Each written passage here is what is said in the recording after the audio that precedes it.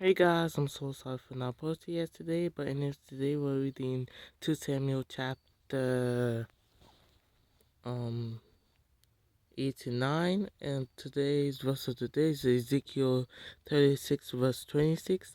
I will give you a new heart and put a new spirit in you. I will remove from you your heart of stone and give you a heart of flesh. Amen. So today we're reading 2 Samuel chapters 8 and 9. 2 Samuel chapter 8. In the course of time, David defeated the Philistines and subdued them. And he took Metheg Ammah from the control of the Philistines. David also defeated the Moabites. He made them lie down on the ground and measured them off with a length of cord. Every 2 lengths of them were put to death, and the 3rd length was allowed to live. So the Moabites became subject to David and brought him tribute.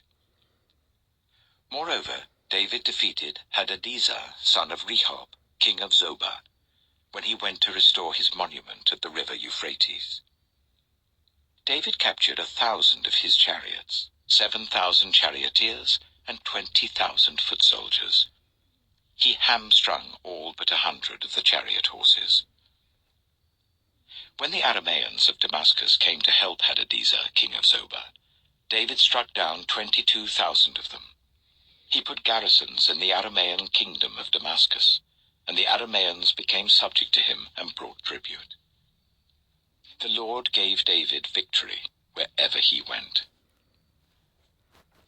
David took the gold shields that belonged to the officers of Hadadezer and brought them to Jerusalem. From Tebah and Berothai, towns that belonged to Hadadezer, King David took a great quantity of bronze. When Tou, king of Hamath, heard that David had defeated the entire army of Hadadezer, he sent his son Joram to King David to greet him and congratulate him on his victory in battle over Hadadezer, who had been at war with Tou. Joram brought with him articles of silver, of gold, and of bronze. King David dedicated these articles to the Lord, as he had done with the silver and gold from all the nations he had subdued: Edom and Moab, the Ammonites and the Philistines, and Amalek.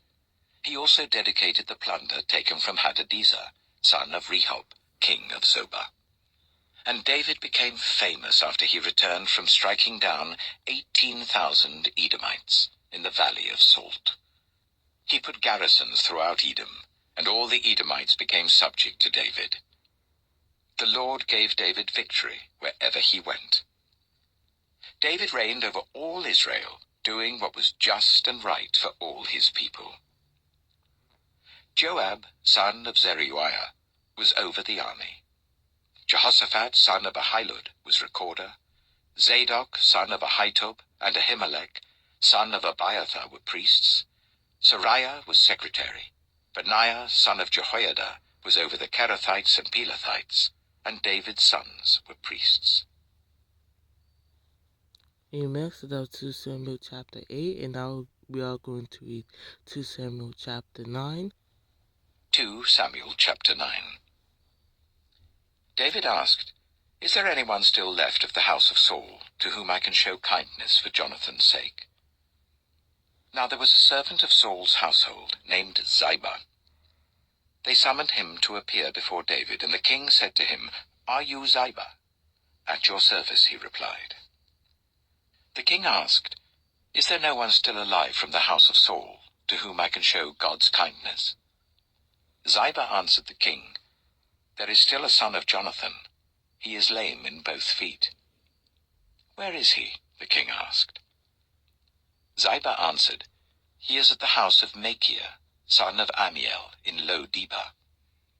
So King David had him brought from Lo-debar, from the house of Machir, son of Amiel.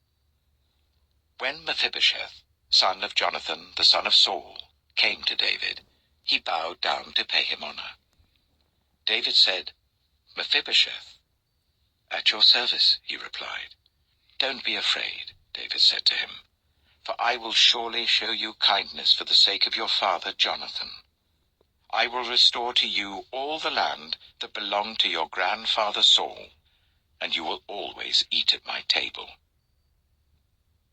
Mephibosheth bowed down and said, "What is your servant, that you should notice a dead dog like me?" Then the king summoned Ziba, Saul's steward, and said to him, "I have given your master's grandson everything that belonged to Saul and his family. You and your sons and your servants are to farm the land for him and bring in the crops, so that your master's grandson may be provided for. And Mephibosheth, grandson of your master, will always eat at my table." Now Ziba had 15 sons and 20 servants. Then Ziba said to the king, "Your servant will do whatever my lord the king commands his servant to do." So Mephibosheth ate at David's table like one of the king's sons. Mephibosheth had a young son named Micah, and all the members of Ziba's household were servants of Mephibosheth. And Mephibosheth lived in Jerusalem because he always ate at the king's table. He was lame in both feet. Amen. So that was 2 Samuel chapters 8 and 9, and tomorrow we'll go to read 2 Samuel chapter 10. I'm going to end the video off here, and you guys have a blessed night. Amen.